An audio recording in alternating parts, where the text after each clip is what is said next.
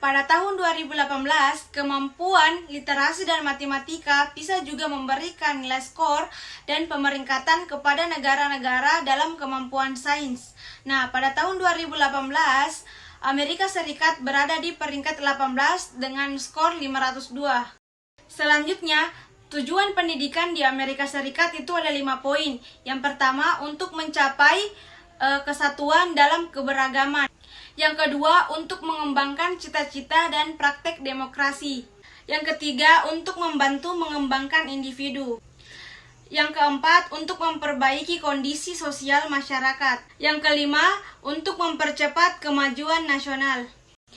Jenjang pendidikan di Amerika Serikat itu berjenjang dari kindergarten hingga kelas 5 SD, tetapi terkadang juga sampai kelas 4, 6, atau 8. Tergantung sistem kurikulum yang dipilih oleh sekolah tersebut. Kurikulum pembelajaran dipilih oleh sekolah untuk mengacu pada standar pembelajaran di negara bagian tersebut. Standar pembelajaran adalah tujuan yang harus dicapai oleh sekolah tersebut. Ada beberapa poin kurikulum yang ada di Amerika Serikat. Yang pertama itu kurikulum formal dan informal. Para siswa di sekolah mendapatkan kurikulum formal dan informal. Kurikulum formal lebih sering digunakan daripada kurikulum informal. Akan tetapi kurikulum informal juga penting untuk diterapkan. Contohnya, kurikulum formal yang diterapkan dalam pendidikan di Amerika Serikat adalah pada buku teks. Sementara contoh kurikulum informal yang digunakan adalah tentang mendidik para siswa agar punya perilaku sopan dan santun. Yang kedua, kurikulum tersembunyi. Kurikulum tersembunyi dikembangkan oleh Philip E. Jackson pada tahun 1968 melalui buku yang ia tulis, yaitu Live in a Classroom. Ia menyebutkan bahwa kurikulum tersebut merupakan budaya dan nilai menunjang siswa dan guru pada suatu sekolah. Yang ketiga, kurikulum nol.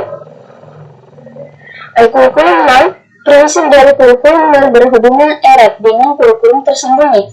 Kurikulum ini mengacu pada pelajaran yang diberikan secara tidak sengaja, disebut oleh Eisner pada tahun 1985 bahwa kurikulum yang dibagi dalam 2 bagian.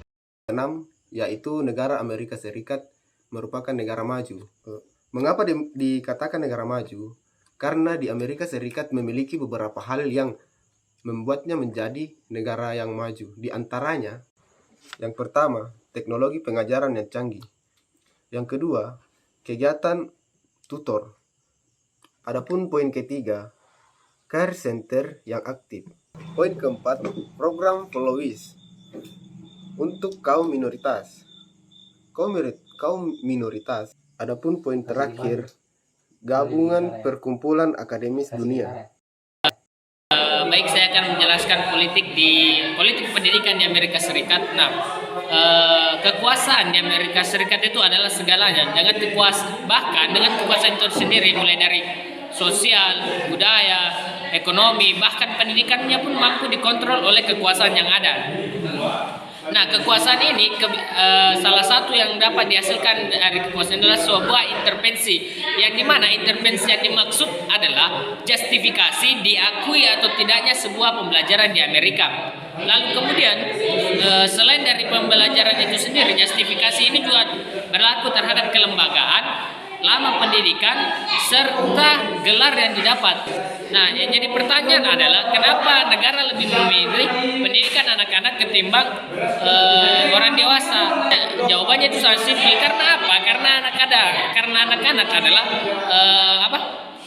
penerus bangsa. Pendidikan di Amerika Serikat. Sumber pendanaan pendidikan di Amerika Serikat, khususnya pendidikan dasar dan menengah, yang lebih dikenal dengan public school, berasal dari anggaran pemerintah pusat atau federal, anggaran pemerintah negara bagian, dan anggaran pemerintah daerah. Kemudian, tantangan pendidikan di Amerika Serikat. Ada 3 tantangan pendidikan utama yang mempengaruhi pendidikan Amerika Serikat. Yang pertama, biaya. Yang kedua, akses tidak sama. Dan yang ketiga, keterlambatan menanggapi perubahan kebutuhan. Selanjutnya, masalah pendidikan di Amerika Serikat. Yang pertama yaitu banyaknya anak usia sekolah yang tidak diasuh langsung oleh orang tua mereka karena adanya dinamika perubahan sosial masyarakat Amerika Serikat yang umumnya baik sang ibu atau sang ayah memiliki kesibukan yang sangat tinggi di luar rumah. Hal ini akan menjadi permasalahan yang serius bagi perkembangan sosial anak dilihat dari aspek fisik dan emosional. Yang kedua, tingginya tingkat perceraian yang mengakibatkan banyaknya anak-anak usia sekolah yang hanya diasuh oleh sang ibu sebagai single parents dalam rumah tangga. Tidak sedikit janda cerai di Amerika Serikat yang terpaksa harus berprofesi rendahan dan kasar. Hal ini juga mempengaruhi perkembangan sosial anak-anak mereka. Yang ketiga, tingginya tingkat imigrasi yang umum berasal dari kalangan tidak mampu dan tidak terdidik, yang karenanya banyak di antara mereka yang tidak memperoleh pekerjaan yang layak. Hal ini menyebabkan masalah pendidikan anak-anak di keluarga imigran tidak dapat teratasi. Ditambah lagi faktor bahasa dari kalangan imigran yang menyulitkan bagi anak-anak imigran itu sendiri jika mereka mendapatkan akses pendidikan. Kemudian yang terakhir, dari berbagai monitoring dan evaluasi pendidikan yang dilakukan oleh berbagai badan resmi Amerika Serikat sendiri, ternyata kualitas pendidikan dan lulusan sekolah di Amerika Serikat masih kalah dibandingkan dengan negara-negara lain dalam standar internasional. Banyak anak-anak yang drop outs dan tingginya kekerasan oleh anak-anak.